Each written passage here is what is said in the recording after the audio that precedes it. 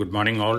ഞാൻ Ramakrishnan TB, SEBI registered research അനലിസ്റ്റാണ്. ഈ ഓഡിയോ കേട്ടതിന് ശേഷം ഡിസ്ക്ലൈമർ കൂടി വായിച്ചു നോക്കണമെന്ന് താല്പര്യപ്പെടുന്നു. ഇന്നും നമ്മൾ എക്സ്പെക്റ്റ് ചെയ്യുന്ന ഒരു പോസിറ്റീവ് ഓപ്പണിങ്ങും പോസിറ്റീവ് സെൻറ്റിമെൻറ്റും തന്നെയാണ്. ഏഷ്യൻ മാർക്കറ്റുകളുടെ സിറ്റുവേഷൻ നോക്കുകയാണെങ്കിൽ ജാപ്പനീസ് മാർക്കറ്റുകൾ ബെറ്ററാണ്, അതേസമയം മറ്റ് മാർക്കറ്റുകളെല്ലാം തന്നെ സ്ലൈറ്റ്ലി വീക്കായിട്ടാണ് ട്രേഡ് ചെയ്യുന്നത്.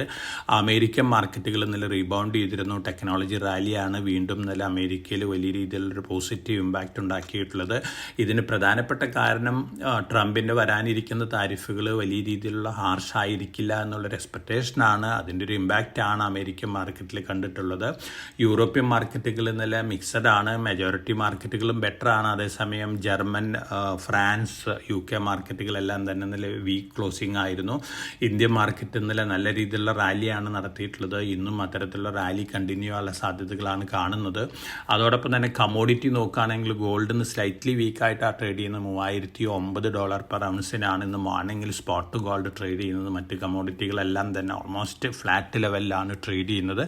Brent crude oil slightly better ആയിട്ടാണ് ഇന്ന് മോർണിംഗിൽ ട്രേഡ് ചെയ്യുന്നത്. ഇന്ത്യൻ റുപ്പി US ഡോളറിന് അഗൻസ്റ്റ് ആയിട്ട് വീണ്ടും ഇന്നലെ റിക്കവറി നടത്തിയിരുന്നു. 85.63 ഇന്നലെ ക്ലോസ് ചെയ്തിട്ടുള്ള ആ ലെവലിൽ തന്നെയാണ് ഇന്ന് മോർണിംഗിലും ട്രേഡ് ചെയ്യുന്നത്. അലിബാബയുടെ ചെയർമാൻ പറഞ്ഞിരിക്കുന്നത് ഡാറ്റാ സെൻറ്റർ ബിസിനസ്സിൽ ബബിൾ ക്രിയേറ്റ് ചെയ്തുകൊണ്ടിരിക്കുന്നതാണ്. തീർച്ചയായിട്ടും ഇതൊരു കോഷൻ തന്നെയാണ് ഇൻവെസ്റ്റേഴ്സിന്. ഡാറ്റാ സെൻറ്റർ ബിസിനസ്സിലുള്ള കമ്പനികളുടെ ഇൻവെസ്റ്റ്മെൻറ്റിൽ ഒരു കോഷൻ അപ്ലൈ ചെയ്യുന്നതായിരിക്കും. ഗ്ലോബലി വീണ്ടും ഈ സെഗ്മെൻറ്റിലൊരു വൊളാറ്റിലിറ്റി കാണാനുള്ള ചാൻസസ് ഉണ്ട്. ട്രംപ് പറഞ്ഞിരിക്കുന്നു ഓട്ടോ, ഫാർമ, അലുമിനിയം താരിഫുകളൊക്കെ എപ്പോൾ വേണമെങ്കിൽ അനൗൺസ് ചെയ്യുന്നതാണ്. അതോടൊപ്പം തന്നെ വെനിസ്വേലയിൽ നിന്നുള്ള ഇമ്പോർട്ടിന് മേൽ 25% താരിഫ് ഏർപ്പെടുത്തിയിട്ടുണ്ട്. ഒപ്പം വെനിസ്വേലയിൽ നിന്ന് ഓയിലും ഗ്യാസും ഇമ്പോർട്ട് ചെയ്യുന്ന കമ്പനികളുടെ മേൽ 25% താരിഫ് ഏർപ്പെടുത്തിയിട്ടുണ്ട്. ഇന്ത്യയിൽ നിന്ന് റിലയൻസും IOC ഒക്കെ വെനിസ്വേലയിൽ നിന്ന് ക്രൂഡ് ഓയിൽ ഇമ്പോർട്ട് ചെയ്യുന്നുണ്ട്. പക്ഷേ കാര്യമായിട്ടുള്ള നെഗറ്റീവ് ഇമ്പാക്റ്റ് ഒന്നും തന്നെ ഈ കമ്പനികൾക്ക് ഉണ്ടാവാൻ സാധ്യതയില്ല. ജാക്ക് മായുടെ പുതിയ AI ടൂളുകൾ പുറത്തിറക്കിയിട്ടുണ്ട്. ചൈനീസ് മെയ്ഡ് ചിപ്പുകളാണ് ഇതിന് യൂസ് ചെയ്യുന്നത്. NVIDIAയുടെ H800 സീരീസ് ചിപ്പുകൾക്ക് സമാനമായിട്ടുള്ള ചിപ്പുകളാണ്. തീർച്ചയായിട്ടും ചൈനയുടെ സുപ്രീമസി വീണ്ടും ജനറേറ്റീവ് AI രംഗത്ത് കൂടിക്കൊണ്ടിരിക്കുകയാണ്. ഗ്ലോബലി ഇത് വളരെ പോസിറ്റീവാണ്. ഗ്ലോബൽ നേഷൻസിനെ സംബന്ധിച്ചും കമ്പനികളെ സംബന്ധിച്ചും ജനറേറ്റീവ് AI ടൂളുകളുടെ കോസ്റ്റ് വീണ്ടും കുറയാനുള്ള സാധ്യതകളാണ് കാണുന്നത്. RBIയുടെ പ്രയോറിറ്റി സെക്ടർ ലെൻഡിങ് ഡിസിഷൻ വന്നിട്ടുണ്ട്. റിലാക്സേഷൻ വന്നിട്ടുണ്ട്. ഹൗസിംഗ്, എഡ്യൂക്കേഷൻ സെക്ടറിന് പോസിറ്റീവാണ്. ഇത് പൊതുവേ റിയൽ എസ്റ്റേറ്റ് സെക്ടറിന് പോസിറ്റീവാണ്. അതോടൊപ്പം തന്നെ ഇന്ത്യയുടെ PMI ഡാറ്റ വന്നിട്ടുണ്ട്. മാനുഫാക്ചറിങ് PMIയും അതുപോലെ തന്നെ സർവീസസ് PMI ഒക്കെ മാർച്ചിൽ ബെറ്റർ ദാൻ എക്സ്പെക്റ്റേഷൻസ് ആണ്. ഇതൊരു പോസിറ്റീവ് സെൻറ്റിമെൻ്റ് ആണ് മാർക്കറ്റിന് നൽകാൻ പോകുന്നത്. ടാറ്റ ഓട്ടോ കമ്പോണൻസ് സ്വീഡനിലത്തെ ഒരു കമ്പനി അക്വയർ ചെയ്തിട്ടുണ്ട്. ഇത് ടാറ്റ മോട്ടോഴ്സിനെ സംബന്ധിച്ച് പോസിറ്റീവാണ്. ടാറ്റ മോട്ടോഴ്സാണ് ടാറ്റ ഓട്ടോ കമ്പണൻസിൽ 26% ഹോൾഡ് ചെയ്യുന്നത്. സ്വിഗ്ഗി അവരുടെ ഇൻസ്റ്റാമാർട്ട് പ്രീമിയം ഐറ്റത്തിലേക്കും കൂടി സ്പ്രെഡ് ചെയ്യുകയാണ്. തീർച്ചയായിട്ടും സ്വിഗ്ഗിനെ സംബന്ധിച്ച് ലോങ് ടൈമിൽ പോസിറ്റീവാണ്. ഈസി ട്രിപ്പ് പ്ലാനേഴ്സ് ഒരു കമ്പനി അക്വയർ ചെയ്തിട്ടുണ്ട്. വിപ്രോ AI ടൂളുകൾ പുറത്തിറക്കിക്കൊണ്ടിരിക്കുകയാണ്, പോസിറ്റീവാണ്. HCL ടെക് വെസ്റ്റേൺ യൂണിയൻ ആയിട്ടൊരു ടൈപ്പ് വന്നിട്ടുണ്ട്. ഇത് HCL ടെക്കിനെ സംബന്ധിച്ച് ലോങ് റണ്ണിൽ പോസിറ്റീവാണ്. RVNL 115.79 കോടി രൂപ ഓർഡർ ബാഗ് ചെയ്തിട്ടുണ്ട്.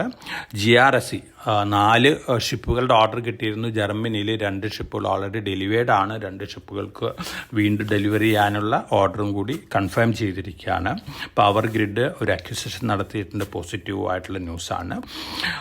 ഇന്ന് അമേരിക്കയിൽ വരാനിരിക്കുന്നത് Q4 റിവൈസ്ഡ് GDP ഡാറ്റ, അതുപോലെ തന്നെ അടുത്ത ദിവസങ്ങളിൽ പേഴ്സണൽ കൺസംഷൻ എക്സ്പെൻഡിച്ചർ ഡാറ്റയൊക്കെ വരുന്നുണ്ട്. അതിൻ്റെ വൊളാറ്റിലിറ്റി അമേരിക്കൻ മാർക്കറ്റിലൊക്കെ കണ്ടേക്കാം. പക്ഷേ നമ്മളെ സംബന്ധിച്ച് വളരെ പോസിറ്റീവായിട്ടുള്ള ന്യൂസ് എന്ന് പറയുന്നത് ഇന്നലത്തെ സെബിയുടെ ഡിസിഷനാണ്. വിദേശ ധനകാര്യ സ്ഥാപനങ്ങൾ 25,000 കോടി ഇന്ത്യയിൽ ഇൻവെസ്റ്റ് ചെയ്ത് കഴിഞ്ഞാൽ അതിനുശേഷമുള്ള എല്ലാ ഇൻവെസ്റ്റ്മെൻറ്റുകളും ഒപ്പം 25,000 കോടി വരെയുള്ള ഇൻവെസ്റ്റ്മെൻറ്റിൻ്റെ ഡീറ്റെയിൽസ് ക്ലയൻറ്റ് ഡിസ്ക്ലോഷേഴ്സൊക്കെ കൊടുക്കണമെന്ന് പറഞ്ഞിരുന്നു. അതിൻ്റെ ത്രഷോൾഡായിരുന്നു 25,000 കോടിയാണ്. അത് 50,000 കോടിയായിട്ട് ഉയർത്തിയിരിക്കുകയാണ്. ഇത് വിദേശ ധനകാര്യ സ്ഥാപനങ്ങളെ സംബന്ധിച്ച് വളരെ വളരെ പോസിറ്റീവായിട്ടുള്ള ന്യൂസാണ്. ഈ മാർക്കറ്റ് റിക്കവറി സമയത്ത് ഈ ന്യൂസ് വീണ്ടും വിദേശ ധനകാര്യ സ്ഥാപനങ്ങൾക്ക് ഒരു എൻകറേജ്മെൻ്റ് ആയിരിക്കും എന്നുള്ളൊരു എക്സ്പെക്റ്റേഷനാണ് എനിക്കുള്ളത്. അതുകൊണ്ട് തന്നെ ഈ ന്യൂസിൻ്റെ ഇമ്പാക്റ്റും മാർക്കറ്റിൽ വലിയ പോസിറ്റീവ് റിയാക്ഷൻസ് അടുത്ത ദിവസങ്ങളിലും ഇന്നൊക്കെ കാണിക്കാനുള്ള സാധ്യതകളുണ്ട്.